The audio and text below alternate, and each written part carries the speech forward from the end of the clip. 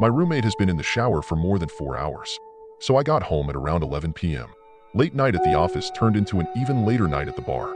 About 4 drinks deep at this point and I'm tired, just about ready to fall asleep as I stumble through the doorway. I lay down on the couch and reach for my bag of joints and spark one up as I pull YouTube on my laptop. I'm in the middle of watching some luxury cruise tour, close passing out when I hear the front door open. I sit up and turn my head slightly, just enough to see my roommate coming in. He hangs his jacket in the closet and doesn't say anything and walks slowly to his room, which is normal enough.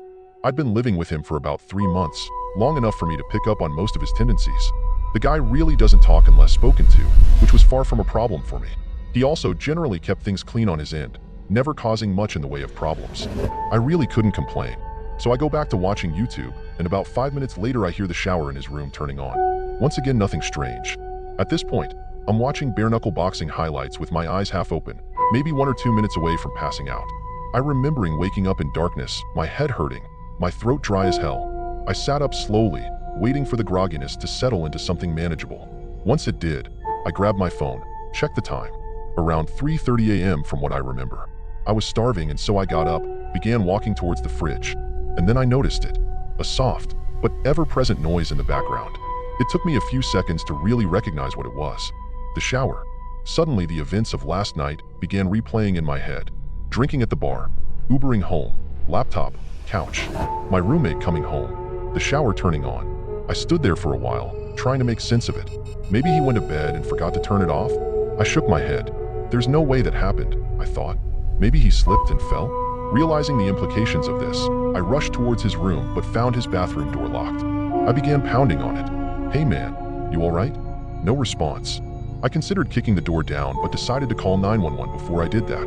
I took my phone out, preparing to dial when I noticed that I had an unread text. One from my roommate. Hey man, I couldn't sleep so I went over to my girlfriend's place. Not sure when I'll be back. Sent 2 hours ago. I look at the bathroom door, then back down at my phone. Everything about this was wrong. First of all, my roommate barely texts me, and certainly never to tell me that he's going out. Second of all, I know for a fact that he's single and has been for a while. And third of all, who the fuck was in the shower then? I tried calling him. No answer. Sent him some texts, but no response. I walked over to his desk and saw that his keys and wallet were still beside his laptop. My head's starting to spin at this point and I get out of there, go back into the living room, and turn on the lights. I'm pacing around in a circle, trying to follow the plot while also trying to ignore the shower. A noise that I never could have imagined being so dreadful in any context. Sometime later, I hear something vibrating on the kitchen counter. I move towards it and see that it's a phone. My roommate's phone. The panic begins setting in and immediately I grab my keys and run out of the apartment. I make my way down the hall and take the stairs down to the lobby, but even that doesn't seem far enough away, and so I make my way over to the McDonald's across the street.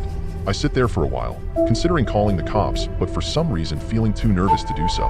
But even though there's hardly anybody in there, the place begins to feel suffocating, and I decide to leave. Walking back out onto the empty streets, almost immediately I get this feeling that I'm being watched, and I feel my gaze drifting up and towards the apartment. Soon I'm looking at my balcony, and I see somebody standing there. A dark figure stood completely straight, stiff to the point where it nearly resembles a mannequin. But it isn't one. If I look closely, I can see it just slightly swaying. I froze in place, my mind hardly able to understand or accept what it was seeing. It's not my roommate. It's too tall. In fact, it's too tall to be anybody I know, its head nearly scraping the bottom of the balcony above.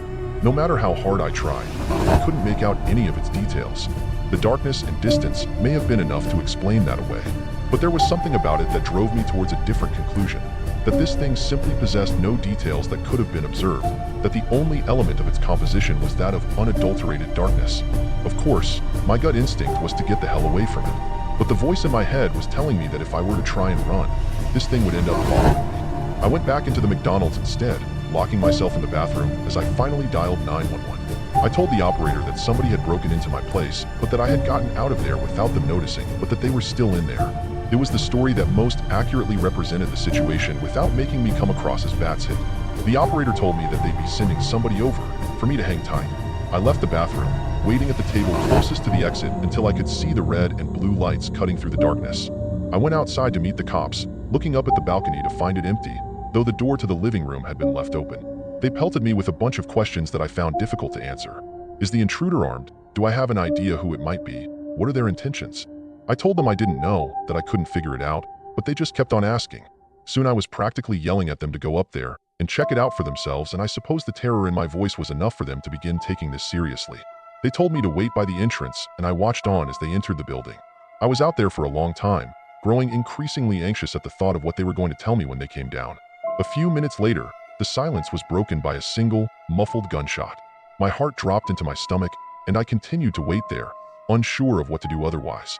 20 more minutes of silence, and the officers still hadn't come down. Soon I could hear more of them approaching in the distance. Before I knew it, 4 more cop cars had pulled up around me, and the scene had fallen into chaos. Officers shouting over each other and into their radios, more questions being hurled my way, none of which I was able to answer. The next few sequences were mostly a blur, but I remember the building being evacuated, the tenants frightened and confused as they were ushered outside while the officers became more and more frantic. I remembered hearing more scattered gunshots, some screaming, other noises that were difficult to make sense of. There were a few lapses in my memory after that, but I recall being pushed into the back of a police car. After being driven to the station, I was led into one of the interrogation rooms where I found 2 nondescript men in suits waiting for me. They didn't introduce themselves and immediately went into a series of questions, each one more bizarre than the last. What company was your roommate employed by? What was the nature of his job? How many different people have been inside your apartment since your roommate moved in? Have you ever heard voices inside the apartment from the hours of midnight to 3 a.m.? Voices that did not belong to your roommate? Have you ever seen a circle of people standing outside of the apartment from the hours of midnight to 3 a.m.? People that were exceptionally tall? And one of the most unsettling ones. Have you ever seen somebody standing at the foot of your bed upon waking up between the hours of midnight to 3 a.m., only for them to disappear moments later? If so, do you remember what they looked like? Any distinct features? As they continued probing me, my mind began conjuring up some of the strange shit that had happened after my roommate had moved in. Shit that I had written off as figments of my imagination, simply because I had no other explanation for them. I did hear the voices, always coming from the room next to mine where my roommate slept. I was always so tired when I heard them, but I do remember it either sounding like a young woman or a man with an extremely deep voice. I could never make out any words. It always sounded like gibberish. And then there was that one time where I went to the bathroom in the middle of the night. Still half asleep, I didn't bother turning the lights on as I entered. But as my eyes began adjusting to the dark, I could have sworn that somebody was already sitting on the toilet. Somebody extremely tall. Of course, when I turned on the lights, nothing was there. It was easy to chalk it up as a product of late-night drowsiness at the time, and I had never really thought about it since. After doing my best to give them useful information, the suits spent a good few minutes taking notes on their phones. Once they were done, they sat up quickly, told me that they'd be in touch before leaving the room. A cop came in a few minutes later and told me that since I couldn't return to the apartment, they would set me up in a nearby hotel until they were able to get the situation under control, and that I should stay put until they gave me a call. What happened? I asked him. What did you guys find up there? He stared at me for a long time, not as if he were deep in thought, but as if he held deep aversion for what he was considering telling me. Eventually, he just shook his head. I don't know, he said. I mean, I really don't know. I nodded, tried to smile, though I'm sure it didn't come across very well. It's the next day now and I'm in the hotel.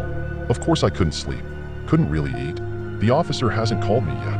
When I try searching up information about the evacuation on the internet, all I can find are articles claiming that it was due to a fire.